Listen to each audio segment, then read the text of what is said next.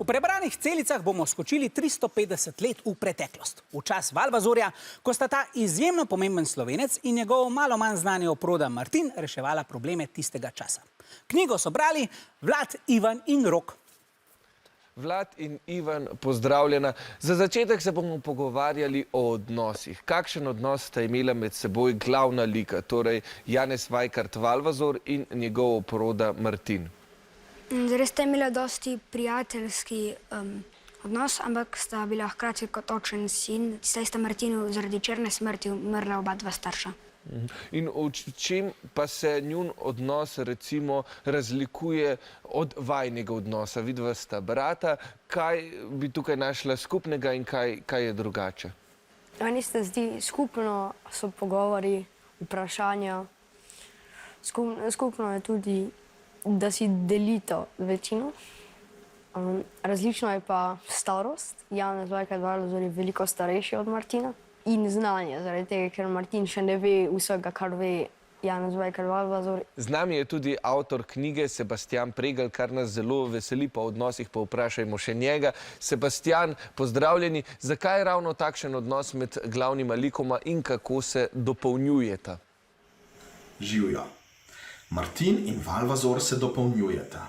Valvazor je tak očetovski lik, je mentor mlademu Martinu, ki ga je naučil brati in pisati, razmišljati svojo glavo in biti kritičen. Martin se hitro uči, zato kmalu podvomi tudi v kakšno Valvazorjevo besedo in pogosto naredi kakšno stvar po svoje. Včasih ima prav eden, drugič drugi, tako kot je v življenju. Hvala lepa, Sebastijan. Vlad, kje pa se zgodba dogaja in zakaj ravno tam? Zgodba se dogaja na Kranjskem, ker je grad Bogeršperk, zaradi tega, ker je tam vladal Janez Vajkard Valvazor in je knjiga kar zgodovinsko pravilna. Ja, res je. Grad Bogeršperk je eden pomembnejših kulturno-zgodovinskih spomenikov pri nas in kot je Vlad dobro povedal, tudi resnično domovanje našega največjega zapisovalca zgodovine. Kdo pa je na gradu v zgodbi še živel? Kuharica Breda, njena hčerka Katarina, Erazem, razni stražarji, vitezi in Martin. Hvala lepa, fanta. Tudi mene je kar prijelo, da bi šel zdaj tja na izlet, morda pa se z mano odpravi Juš.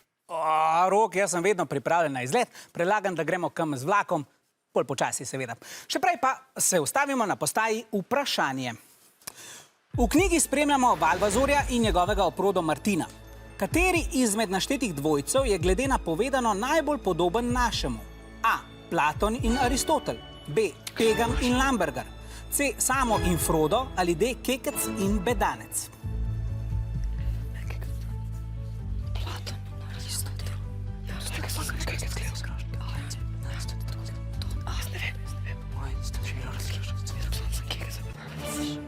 Tokrat pa različna odgovora.